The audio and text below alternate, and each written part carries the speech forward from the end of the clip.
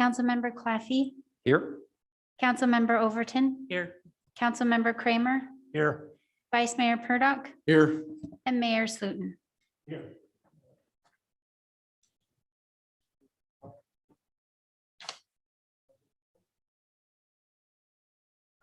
Pledge allegiance to the flag of the United States of America and to the republic for which it stands, one nation, under God, indivisible, with liberty and justice for all.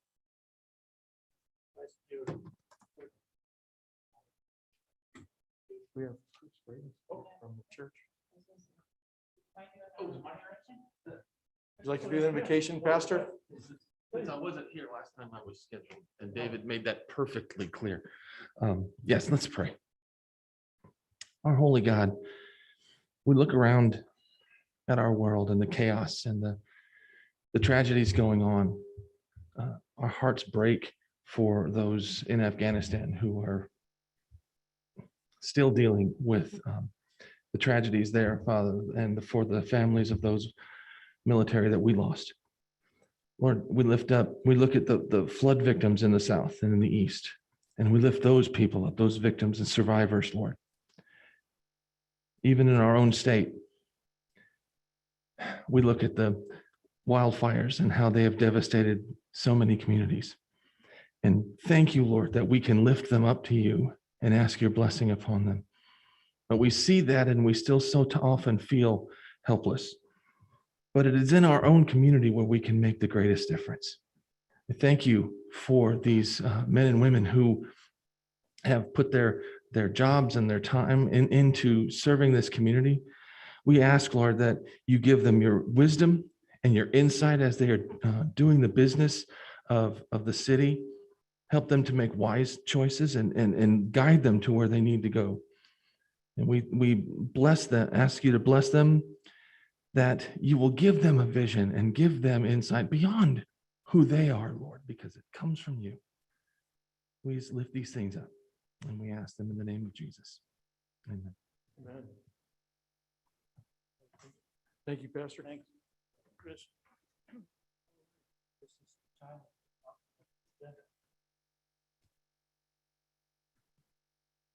This is the time to adopt the agenda. Mr. Flora.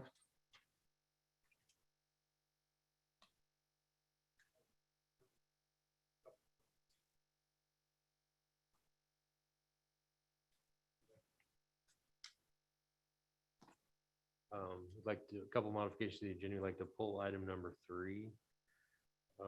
So this is inspection services for the Sulphur project, and unfortunately, there's additional step that has to be taken by HCD before we can do this, and so we anticipate bringing this back with the construction contract, hopefully at our next regular meeting. And then the second item is we'd like to request that the council consider adding an emergency item. You have a resolution in front of you. Resolution of the City Council authorizing the city manager to contract with North Coast Opportunities to provide cash fire victims with short-term housing assistance. So this is something that just came up that we would like to discuss with the council. So our recommendation would be that you vote to add it to the agenda, and then we'll talk about it after the cash fire item. Okay. What would Mr. What Flora? would the resolution number be? Who we do? There's no resolution number on it. Resolution number 45, So 2021-45. 2021. Got it. All right. I want to move to add an emergency item to tonight's agenda.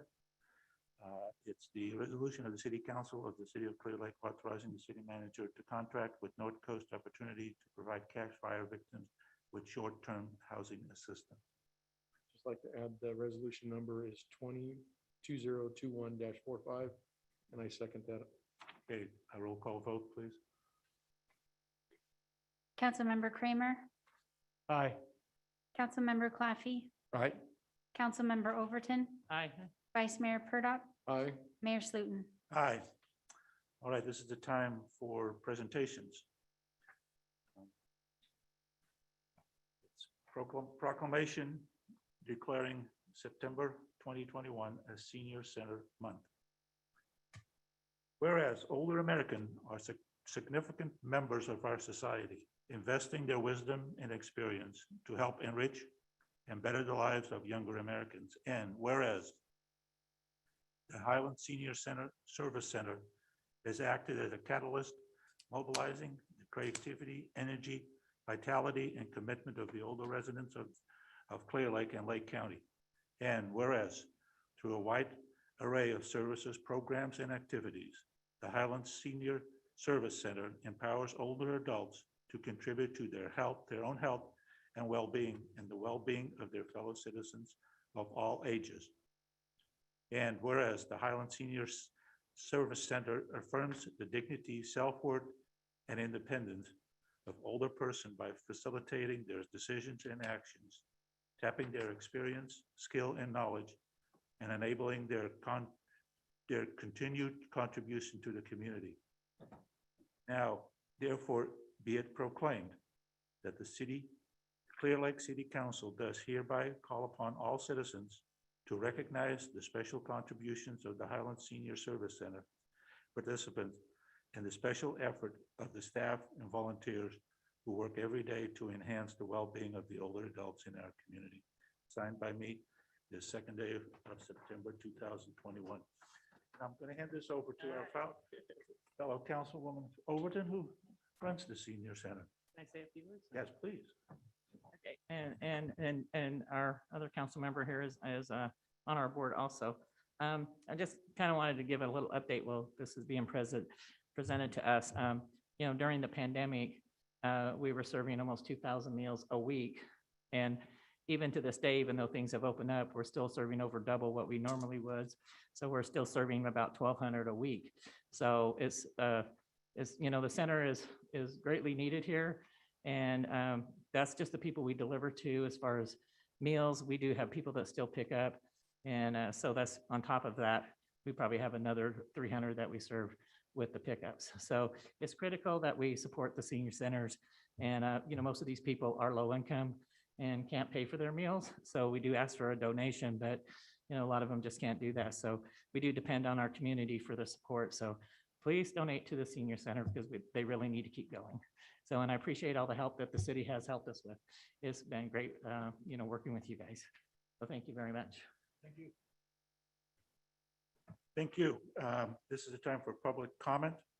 This is a time for any member of the public to address the city council on any matter not on the agenda that is within the subject matter jurisdiction of the city. The Brown Act, with limited exceptions, does not allow the council or staff to discuss issues brought forth under public comment. The council cannot take action on non-agenda items. Concerns may be referred to staff or placed on the next available agenda. Please note that comments from the public will also be taken on each agenda item, and comments will be limited to 3 minutes per person. Do we have anything from the public here that likes to address the council? If not, is there anybody on Zoom that wants to address this council?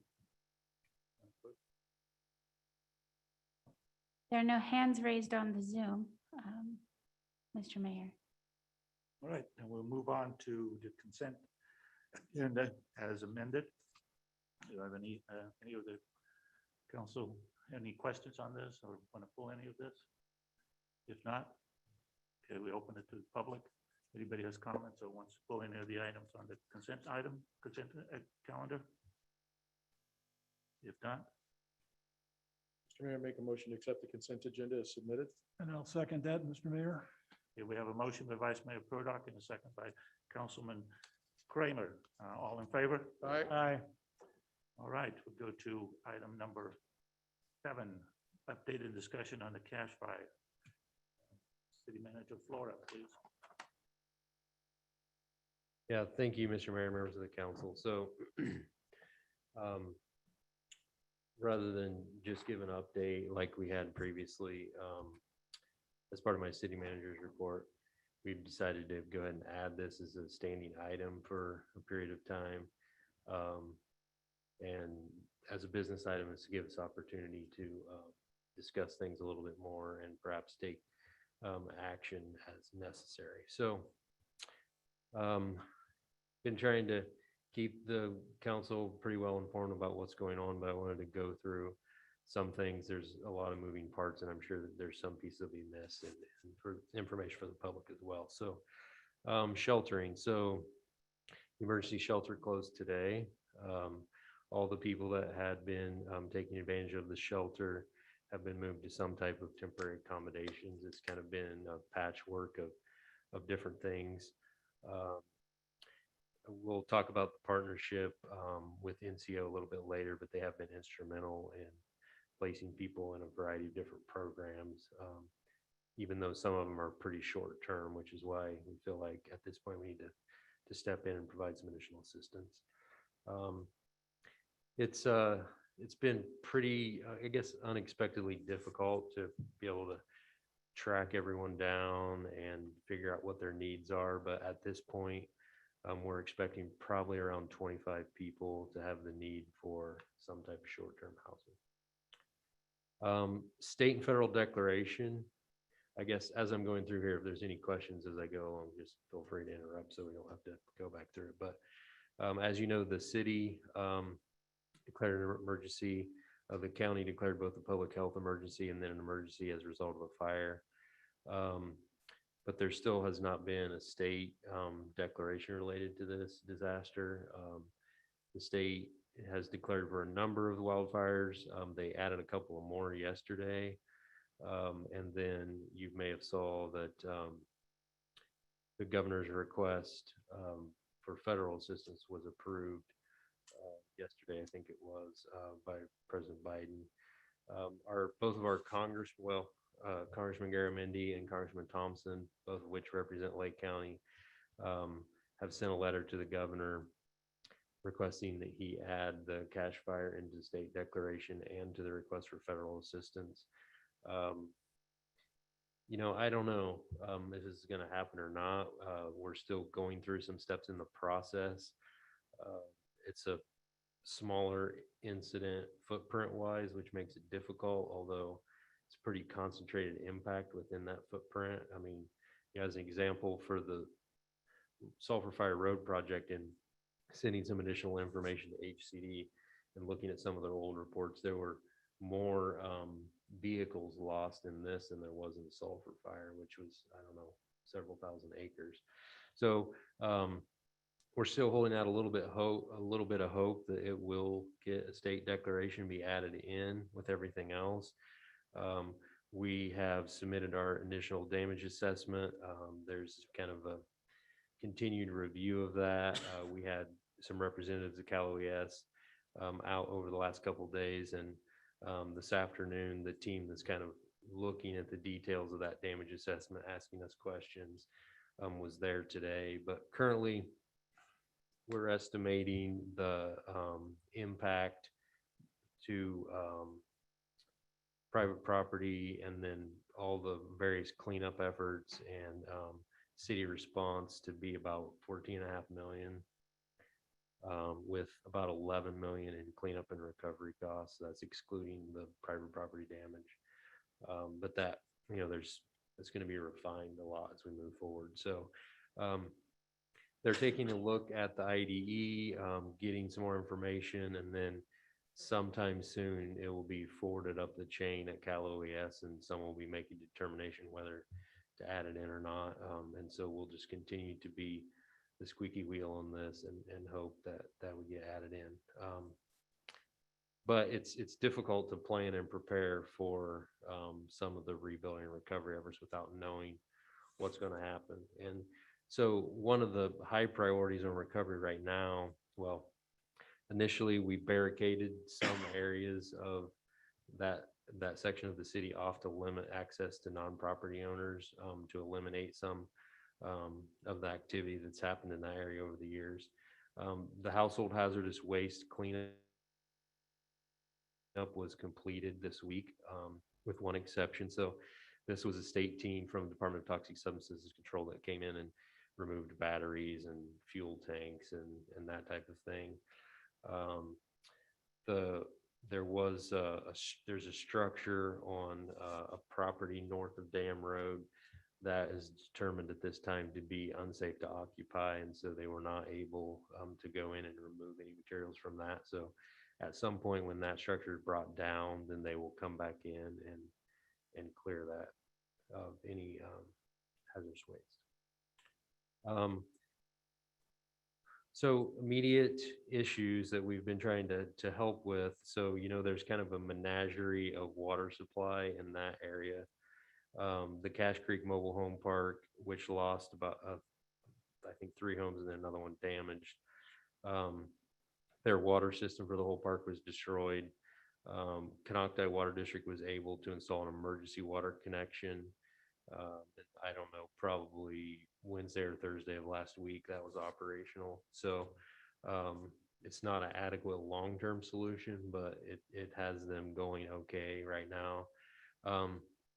And we didn't realize this was an issue, unfortunately, until yesterday, but the Creekside Mobile Home Park, which is supplied by Lower Lake Water District, and they have a 4-inch line coming across the creek, is damaged, and they found out that they don't have any intention of fixing it. And so we're trying to coordinate some stuff and figure out what our options are there. But there's 4 mobile homes in that park which were not damaged, that could be occupied if there was water. In fact, we were out there today, and there are a few folks that are occupying those structures.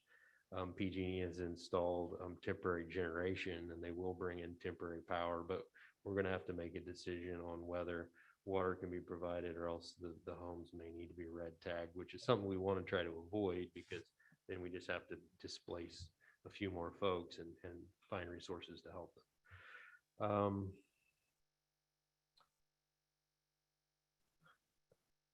Mr. John, is the damage to the Lower Lake system on the north side of the creek?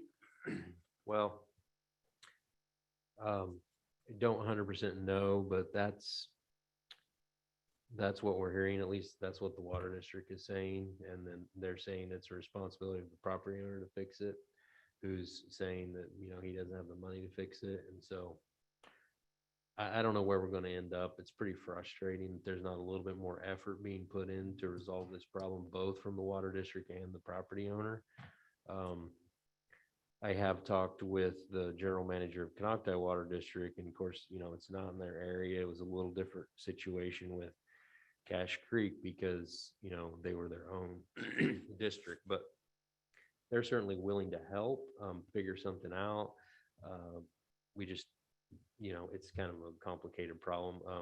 We are trying to coordinate a meeting as soon as possible with Canocti, with Lower Lake, and the property owner, and try to figure out what we can get going here. We did order some, when we were out there today, one of the residents was there. We talked to her a little bit about the situation.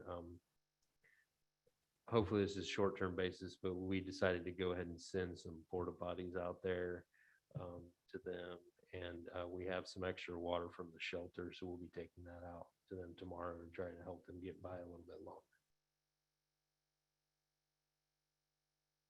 And we'll also be bringing the situation up to Senator McGuire and Assemblymember Aguilar Curry and see if there's any additional resources that they can help bring to bear to resolve the situation.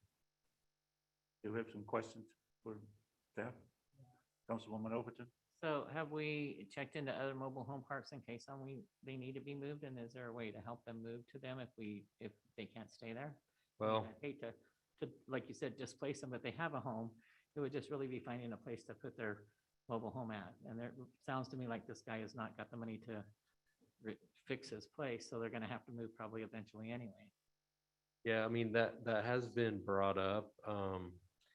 The problem, these are older parks, and they don't meet any of the current codes for us to permit them being relocated. And so I'm not sure how we would do that. Because it's an emergency, is there a way to waive that?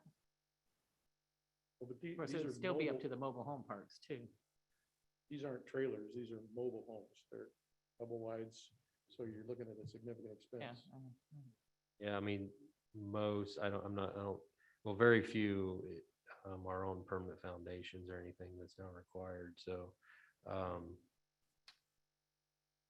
In some ways, I mean, it would be nice and then be able to clean up that whole area without them being kind of right there in the corner, but I think, we'll be talking more about that, but, I think it's really problematic, to be able to do that because they don't meet current standards, but. Is there a way that can Habitat for Humanities maybe help with anything?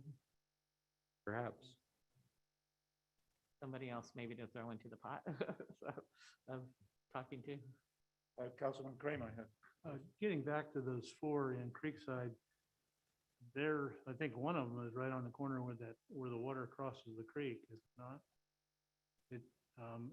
Is it, you said you were unaware of it being a problem until today. Has anybody talked with Lower Lakes General Manager? Yeah, we've been trying to coordinate a discussion. So, but yeah, it's, so I was aware of it yesterday, and the water line comes across to the east of where, or the west of where the properties are. Yeah. On the other side of the boat ramp. But it seems to me, and obviously I'm a layman, but I do, that the pipeline comes virtually at the corner of one of those four homes, I think. Well, it's on the other side of the boat ramp, so it's, I don't know, Boat ramp. 100 feet away. or something. But it's very close to the four.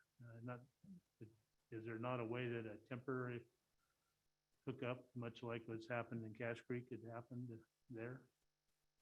That's what we're hoping, and that's what we think the water district and the property owner should be trying to figure out. But unfortunately, they aren't putting any effort into it, so we're going to try and help them. Disappointing. Good. Councilman Claffey, please. Do we have an estimated cost on what it would be to repair that? Well, we were told by the water district that it may be a couple of $100,000, but it's a little unclear what the problem is, and I don't know. It's going to take more effort into figuring that out. I'm not, we don't interact often with those folks in Lower Lake Water District like we do some of our other ones, but I don't know. I don't want to presume exactly how much they know. It doesn't appear to be that there's any significant damage, but I would assume that they would have tested it out and determined that there were some problems. So just really hoping that we can find out more as soon as possible and figure something out. Are we done? Any more questions? I have two questions. So this property has been, I mean, this Creekside has been serviced by Lower Lake forever, right? Presumably, yeah. And so it was metered. So the line that is in there is Lower Lakes Water District's line, correct? I'm not 100% sure. I was told that the meter is on the south side of the creek, which they then are placing the ownership and responsibility for the pipe across the creek and everything on that side to be the property owners. But been trying to get a hold of the property owner and talk about it and haven't received a call back and whatnot. So we're just, trying to catch up on this. So. The property manager has been around. Met I him have once. talked to him before, just he hasn't returned my calls today. So. Thank you for that report. All right, we're gonna. Well, I have a few more things. Yeah. Go ahead. That's okay. So that's kind of what we're looking at as priority one. We kind of barricaded that off. We need to try and make sure that folks have water and power and all that. The next thing that's really getting more and more important with each passing day is, environmental health, and has determined that, the entire thing is basically toxic. And, there was a lot of ash and there's fire debris and whatnot in the creek currently.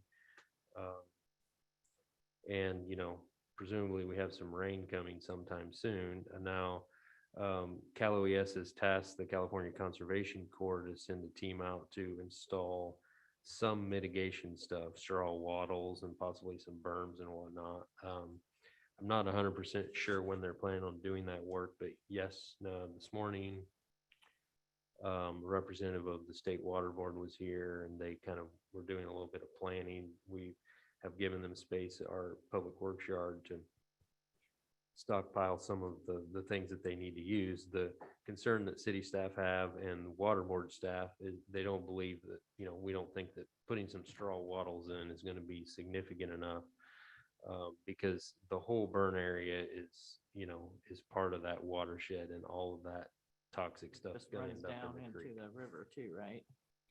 Yes. Have we So, Have we heard from Yellow Power in that regard?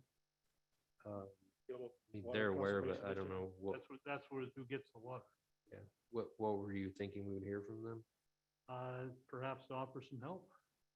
Is there water that's gonna be polluted? Yeah.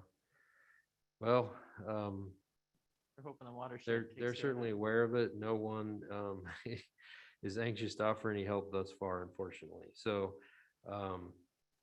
we're currently trying to estimate the cost of what we think would be adequate best management practices to install to protect the watershed from that debris should we have a significant rain event. Unfortunately, being able to do that is going to require debris cleanup of at least some areas of that site, because there's going to need to be some rock lined swales and containment settling basins and all sorts of stuff like that, right? So we're trying to figure that out. But, unless we get a state declaration, I don't know. I mean, we're currently estimating this at least $3 million. Which, we don't have the funds to come in and install, and we're not seeing much significant insurance coverage from the property owner. So that's kind of where we are on that, and trying to get our arms around that before, the clock's ticking, and we don't know how much time we have to do that. And then, of course, once we're able to figure something out there, the next sort of priority, of course, is the overall private property cleanup and rebuilding effort. And again, that's going to be a challenge because the vast majority of folks were not insured. And so unless there is state and federal assistance, it's going to be very difficult to see significant cleanup. So now I'm done unless you have any questions. Okay, we have a couple questions on I have one. Councilwoman Overton. So it sounds to me like, and I don't want to displace anybody either because we've been down there doing this, but environmentally wise, is it even safe for these people to be on this property? I mean, has anybody tested the air quality out there? Well, there are, we have noticed it all that it's a hazardous area. Environmental health tells us that, there's essentially some level of asbestos throughout the entire burn area. And, so, I mean, I think there's probably some things, to the extent that you can stay inside as much as possible and leave your windows closed and not disturb anything, that's not going to, I'm not an environmental scientist, but those are the type of things that would help mitigate some of that, but it's certainly a concern, yes.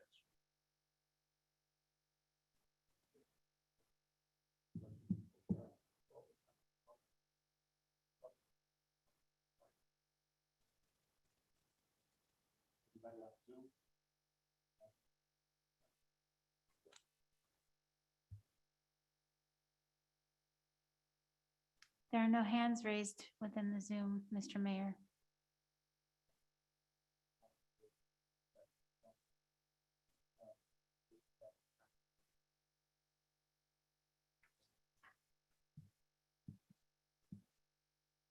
Yeah, I would just like to clarify for the record that this would be a separate agenda item. I guess unless there's any additional direction that you want to give to me on just kind of the general update, then we would take up that extra item to consider the resolution. Mr. Mayor, I would like to, Well, we have to open it up to the public and stuff before we make a, did you? You want me to- Oh, I'm sorry. yeah, it's a separate Oh, item. yeah, you're right. Go ahead. Well, I could give just a brief overview. So, we have indications that there will be some level of state assistance for short-term housing assistance, whether we get a state declaration or not. So Cal OES is working, they have sort of I guess, some philanthropic connections. And so I think they're going to be able to piece some money together to help us. But with several folks going to be, so that there's one program that a number of people have been placed in, which is called the Sweats program. But it only allows up to 5 days of housing. And so that's going to run out for a number of folks. And so I think I'm recommending that we use some of the funding in our low and moderate income housing fund for this short-term purpose. And I think we can do up to 100,000, which at this time we think will get us about 30 days of this. And I think that will help bridge the gap until some of these other resources are put together. We have a small staff. We've talked to North Coast Opportunities a few times. They're interested in helping administer this program, which I think would be great. I mean, they have a lot of other programs that they can help push people into. They're interested in working with the city on sort of more permanent, medium and long-term housing options and kind of looking for funding and projects as well. So we think that appears to be a good fit. And at this point, we'd like to, approve up to 100,000 for this program, kind of as a stopgap until we can bring more resources together. I mean, I'm glad that we're doing this because that is going to be the problem here is Red Cross paid for a couple of days, Sweat program paid for 5 days, but then where do they go? Now I do have, and text me, remind me to send this to you, but Red Cross Salvation Army or Red Cross has a victim fire recovery system, and they are helping one of the people that I put them in contact with. So they may be able to help some of these others too. Do you have that? I'm assuming you I'm might not have that sure. information already. City clerk or finance Okay. director. I mean, we've been Okay, I'll get getting you a that lot of information. stuff, but there's more out there, I'm sure, that Okay. we aren't aware No, of. I just got it yesterday, so I'll get it Okay. to you. So I was out of the office today, so otherwise I'd already sent it over to you. So I'll get that to you so you can talk to them too. They probably need to be into the Sure. into the talk too. So okay, that's all I wanted to say. Thank you.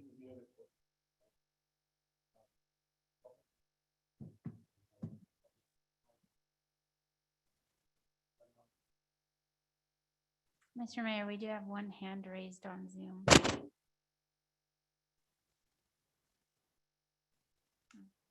Phone number 281-6205. Yes, thank you very much. Can you hear me? I'm sorry, I couldn't hear you. We can hear you. Yes, we can hear you. Thank you so much. My name is Bart Levinson. I'm a Valley Fire survivor and have been through every fire since in Lake County, and I'm very concerned for the people who are displaced. Today, in the meeting of the Continuum of Care, their tally of the number of displaced people was much larger than what was just spoken about in this meeting. You guys said it was 25. The Continuum of Care said it's 147 new homeless people. And I've been working today with a group that's trying to help just one family of 7 and not finding a way to do it. In this particular family, somebody's in the hospital. COVID is involved. There will have to be quarantine. There's a child. There's somebody in a wheelchair. There are elders. There's a dire need here. Our county, as you know, has not been able to do anything to replace housing since the loss of the Valley Fire, and in every fire since, the housing has not been replaced. And so I'd like to say I was one of the people who was housed at Canocti. It took me 3 years to actually get into a house. I'm still dealing with it. And my journey as recovering from the fire is nowhere near over. And I was lucky. I had some insurance. Dale Carnathan says that after every disaster, 40% of the people affected by a disaster have to leave the area permanently. And so it is in the economic best interest of every area that has a disaster to do what you can in the short term, in the immediate, to retain the people who have been displaced, because they are your tax base, they are your consumers, they are the people who want to be here now and spend their money, what little they have left, here now. And so it isn't just, oh, can we take care of these unfortunate displaced people who have unfortunate circumstance? It's really important, and you can ask Dale Carnathan about this, that you understand that supporting them is supporting the economic recovery of the area.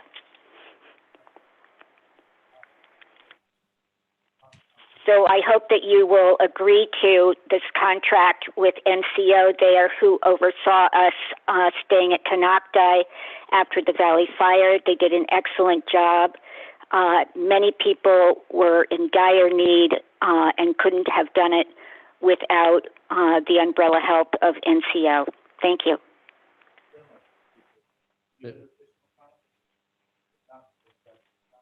Mr. Mayor, I'd just like to provide one clarifying bit of information for the council.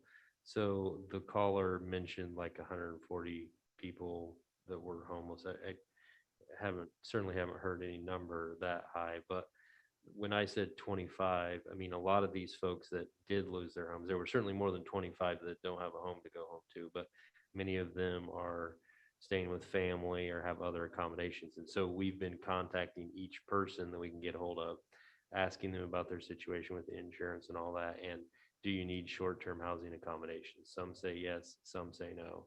We're familiar with the family of 7 that was mentioned and so forth. I just want the council to know, it could end up being a little bit more than that because we haven't been able to contact everyone, but that's kind of what we're expecting.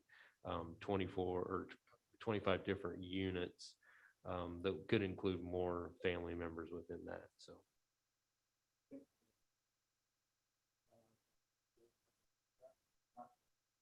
Mr. Mayor. Mr. Mayor, I'm ready to move that we approve resolution number 2021-45, the resolution of the City Council of the City of Clearlake authorizing the city manager to contract the North Coast Opportunities to provide cash fire victims with short-term housing assistance.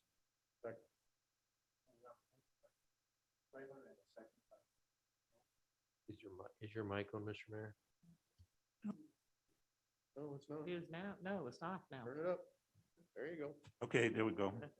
Sorry. We have a motion and we have a second. All in favor? Aye. All right. Item number 8, discussion possible action regarding California redistricting process.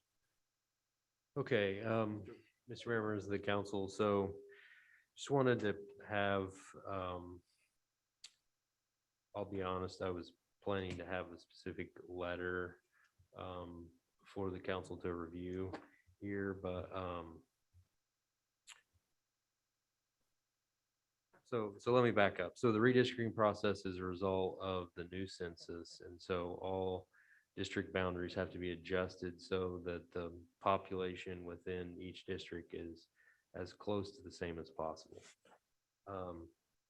In California now, there's the Redistricting Commission, which will be making determinations on district boundaries, a number of different ones. So, for example, the Board of Supervisors, district boundaries, I'm not as familiar with this, but the Board of Supervisors has elected to kind of like make the determination or recommendations on their boundaries and adjusting them. So they're going through that process. I think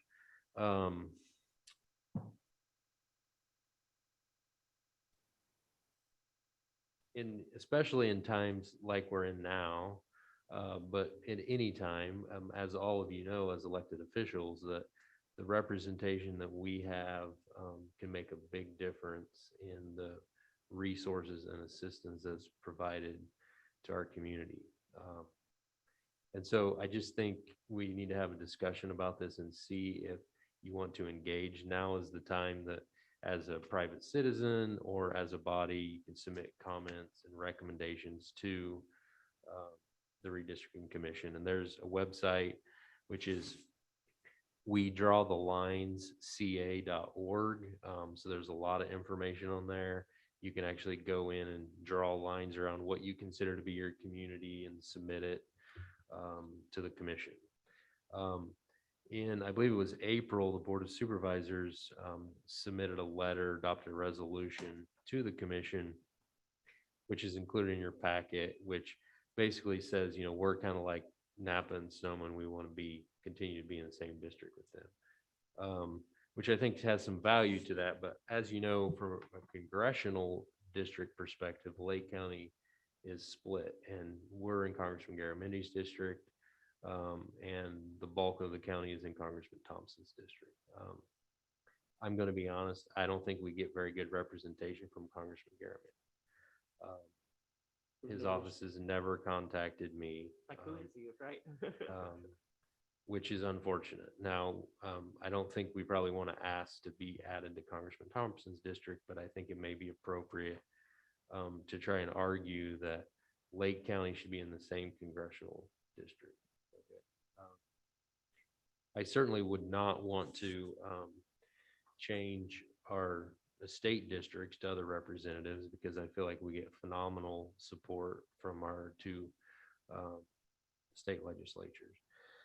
And so, you know, I think, you know, we have a little bit of time, but I guess my recommendation on this perhaps would be to, if there's support from the council on this general idea, for us to draw up a letter, perhaps to be reviewed and signed by the mayor, that we could send off to the commission. In addition to that point, I guess I think that it may be helpful to request that the County Board of Supervisors send an additional letter to the commission, specifically addressing that not only should Lake County be represented or with Napa and Sonoma, but that Lake County as a whole be represented in the same district, which they didn't really address in their initial correspondence. And so I did talk to Supervisor Sabatier about it, and I think he may be willing to help support that, at least take it to the board and see if they'd be willing to address it. So that's kind of the second thing that I think the council should discuss and consider. Any questions, staff? Councilwoman Overton. Oh, yeah, because it used to be all one district, and I think we could direct that. And I do think, I agree that this being real specific about what district we want to be in, but as far as what congressman, but the wording in this here resolution kind of just says, you know, Lake County, and if we can direct it to Lake County as a whole needs to be in with Napa, because we have similar, basically vineyards and everything. We have the similar type of area. I think would be good, and I'm definitely for supporting that. And I think that's a great idea. We need to do that, and we all need to kind of submit our own ideas also. Council Quayman? I'm a little confused. I mean, when you were talking about it, we were talking about wanting to be in the same one as Napa and Sonoma, and I understand and agree with that. Now I see on this resolution that they signed, well, this was back in 2004. We're still not wanting to, we don't want to be in with Mendocino annual. I don't think we can. Mendocino is Congressman Huffman's district, I think. So we want to concentrate on just being in with the two counties, with Napa and Sonoma, not with Mendocino or Yolo. Yeah, I mean, If we I do with Yolo, personally, we'd end up yeah. in Garamendi's, in Douglas and Garamendi's, so. I personally would agree with that, but. Yeah, no, I agree with that too. I don't think we can be in all of the 5 that they're asking for in 2011, number one.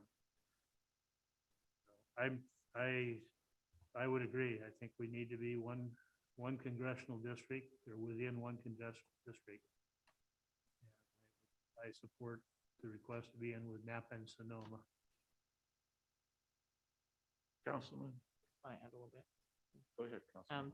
Is there a way to word it? Because when they split us, it splits our county, and being as we only have 2 cities, maybe there's something you could put in there to clarify that, you know, being as there's only 2 cities, when you split the districts, you split the county, you know, into not being able to work together for the good of the people in our county. We're only, you know, 60,000 people, so we're not as big as what most cities that they deal with. So maybe there's something you can word to put that in there. Councilman Claffey, any comments on this item? I think my only priority is having a unified county. I think there is validity to partnering with Sonoma and Napa, but at the end of the day, it really comes down to representation. And if we don't have someone who's serving our people, then we're going to fail regardless of who we're partnered with. So I would really stress having one solidified county, and then I'm comfortable with Napa and Sonoma as well. Okay, a question for me, can we do this just like the Board of Supervisors with a resolution? Yeah, we can. We'll just prepare something and we'll have to bring it back at the next meeting. I would Let like me- to see that with the wording of one county for one, you know, one Congress. Councilman Kramer. Yeah, and within that resolution too, I think we should incorporate the things that Congress, Councilwoman Overton had mentioned, the reasons for it. The fact that have 2 small cities or 2 cities in a small county, and mentioned some specific reasons. I assume that you probably would do that, but are in this resolution. It just makes it too hard for us to do things when we have 2 different congressmen. If we want to do something at the federal level as a team, it makes it hard if we don't have both of them on board anyway. So Can we quantify an instance where that has happened, where by having 2 different districts, we've been adversely affected? yeah, we don't have representation. I guess that's what we could say. We feel we don't have representation in our district. Well, if you just look at the map, it's meandering, you know, the North Shore. Yeah, it's, I don't know where they come up with it, but it wasn't a good one. So when they did hopefully we. And I would agree with what the Manager Flores I said. trust Alan to. We hardly ever see Congressman Garamendi. I think once about every 4 years, Every 2 years. 6 years, whatever it is. No, 4 years. No, he makes it up here, you know, at least somewhere in 2 years. But you But I'm never, gonna- the only thing that I've heard him actually talk about in the last year here is the support of Lake Pillsbury, But which is good. I like to hear that, but I think Alan can word it for us. I think he's got all our opinions. So yeah. I think Well, they're but, all the I mean, same. Yeah. So, but if you want to do a resolution, then we'll just prepare something. You'll have the chance to review it, but. All right, we'll open this item to the public. Oh, Mr. Vice Mayor. I think the disappointment isn't necessarily in where the line is drawn, but in the lack of commitment or continuity we have with Congressman Garamendi. I could see advantages if we had 2 voices in Washington, if they were aligned and working with us. That would be a benefit.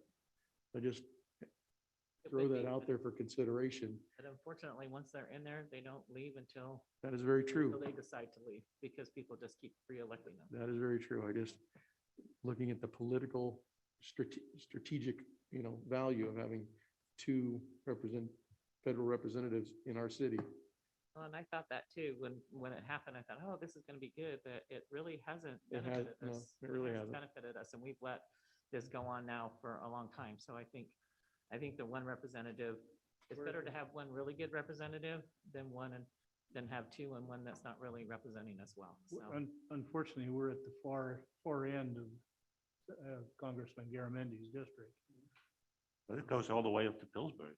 Yeah. It goes all the way on the north shore and goes all the way into. Yeah, but we're Pillsbury. still at the outreaches of his overall district, what I was saying. Yeah. All right, any more questions? Otherwise, I'll open it up for the public. Do you have any comments from the public on this item, Madam Clerk? There are no hands raised in the Zoom, Mr. Mayor. All right. We close the public hearing. Mr. Flora, do you feel you have enough direction to go on with this item? Yes, sir. All right. Go to item city manager and council member reports. Flora. I only have a couple of items. You may have noticed one of our generators sitting across on Austin Beach. We are now using lake water to irrigate the park again, our new pumping system. I think Mr. Goodman is quite pleased with how it's working, and now we're saving 10 grand a month and not having to use Highlands water, which is nice.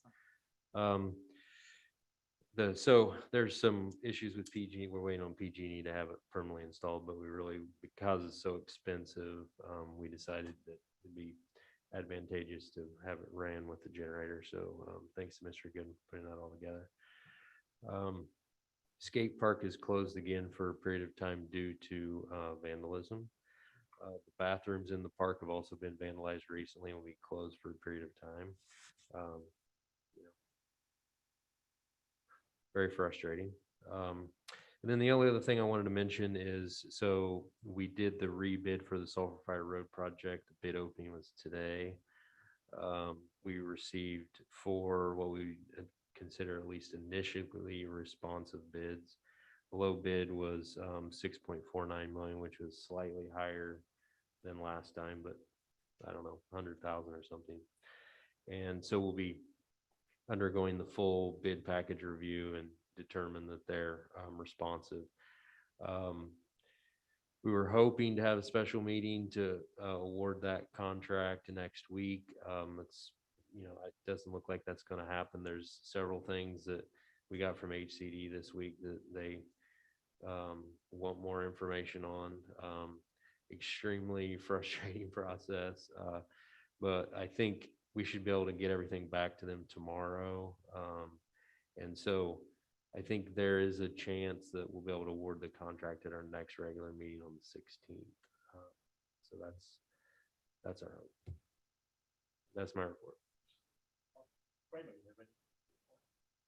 Yes, my week has been concentrating on LARCA Fire Relief Fund. We had a board meeting this past week sometime and approved an initial $30,000 allocation to grants, which will probably be in the form of either $500 checks or prepaid debit cards. Also talking today about, there are a couple, one that I know of and maybe a couple more small home-based businesses in there, which we'd like to try to, so far we have about a little more than $39,000 that has been donated for this fire specifically. And I'd like to get an allocation of our board that's pending to have some additional funds just for business recovery grants for those 1 or 2 or 3, however many they are, businesses within the fire area. So that's where we're going.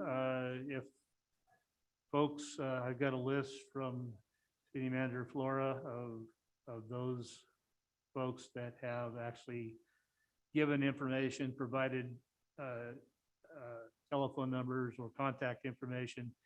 And we'll be reaching out to them first I think there's 40 some of them. And there are a number of additional ones which there's no name associated yet with the parcel that where the loss was. So in those cases, if any of you and the lady that was on Zoom,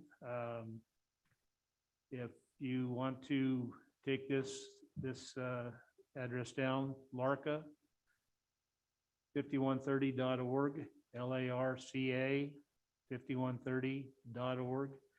And in that, there's a spot where you can contact LARCA. And if you have a request for assistance, contact us that way. We'll get back to you right away. So that's pretty much what I have. Councilman Claffey. Thank you for the work you guys are doing with LARCA. Councilmember Murdoch, the work you've done with Aventus, and Councilmember Overton for making sure that senior center is running smoothly. You guys are a big reason why we've had we've been able to smooth a lot of the rough edges. Over the last 2 weeks, I was able to attend the Lake County Solid Waste Committee meeting. I also attended the Visit Lake County, California meeting. Great progress in both of those. But really, the focus has been here. I don't think the city manager mentioned this, but well, he may have. We shut down the shelter today, but the Red Cross have been wonderful, wonderful allies through this. This weekend, they identified a couple that wanted to go back to their home. Their home was still standing, but there was a lot that still needed to be cleaned up. Put out the call on Facebook, and we had some great volunteers raise their hand and say they'll come and help. John Alvarez being one. Hattie Mayer brought her whole family down, and we cleaned up one of the houses for this couple. The community's really stepped up, and I think everyone who has been forced to leave their home really appreciates it, and I really appreciate it. So thank you to you guys. Thank you to our community, and we'll keep pushing forward. All right, Councilwoman Overton. I guess we probably all have everything to do with the fires this week. We've been very busy people. So I have to say that the shelter went well. We did have a few incidents they were taken care of very quickly. This Red Cross group was awesome. I mean, the best Red Cross group I've ever worked with. So, and I've worked with many of them. And I mean, I have to give them kudos. They really stayed on top of things, and their lead persons were very good about it. And their volunteers were just sweet as could be. So, I mean, everything went well. We got along great. The senior center provided the food for them for lunch and dinner. And it's just, everything went really well. And I do appreciate all of the people that came to offer, their assistance with, they didn't bombard us with clothes and all that. They actually called, because we did kind of put out, please don't do that, but they were nice enough to come and say, this is what we have. So if people get into houses, there are people that have furniture that they're keeping, so that when somebody needs furniture, they can donate that, and I'll try to get that list to you too. So, but yes, I want to thank all of you guys for coming down and being there, and didn't leave it all on to me. Thank you so much. So appreciated. So, but everything went well. I think everybody was very appreciative of what the Red Cross and the city are doing for them. So thank you guys all for all your hard work. Vice Mayor Murdoch. Thank you, Mr. Mayor. I just want to echo my peers' sentiments. And I just want to call out a couple of things. There were some bumps in the original in those first couple of days, but I was just so happy and pleased to see several board members there and showing support for those who'd been displaced. It kind of warmed my heart and smoothed things over pretty well. And a couple of Red Cross volunteers that were just outstanding in the love and care that they provided to the folks that were displaced. So warms my heart when things go together like that. And again, thank you, Councilman Claffey, for many hours you spent there trying to help out. And in one, I think when we were able to house one of the disabled gentlemen at Restoration House, and we're hoping to get him a little help there and find him some new places to live. So that's my report. All right. I want to add to that, shout out to the city staff, Melissa, Kelsey, Absolutely. everybody pitched in. It was a great job, great job.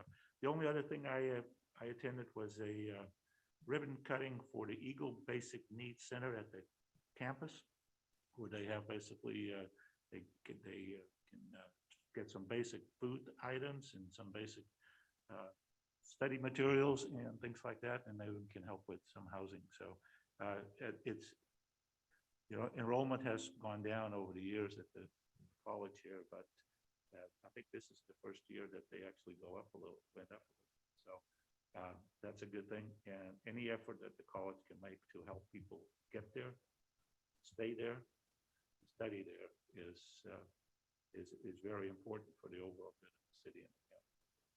Can I tag on to that? I would just like to let anyone know that there are a lot of opportunities to find employment here in Clearlake.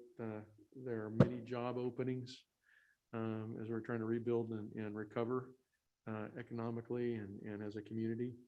So if you know people that are looking, there's great courses at the Woodland College that will offer certifications so you can climb that wage ladder and get some decent work. There's a lot of great things happening here in Clearlake. And if you don't know where to find them, we can help you to do that. All right. That's my report. Mr. Go Mayor, ahead. can I do a short redo on a couple things that I should have mentioned? One, so we've had a few questions about people like getting turned away at the landfill and stuff. So the reason for that is the landfill won't accept anything until the household hazardous waste clearance is complete. And so that was done. Now there's some kind of formality through Cal Recycle, the environmental health has to file a thing, but as I understand, the landfill should be accepting waste debris from the fire at this point. And then the final thing, I should have mentioned it. We have been pleased with working with Red Cross, so thank you for bringing that up. There have been a few bumps. There was an unfortunate situation where one of the folks there, I guess I would just say, responded inappropriately to some of our police officers, and just something that was unacceptable. And I shared that with our regional rep, and they immediately addressed the issue. And so just want to echo that they really did a great job for us.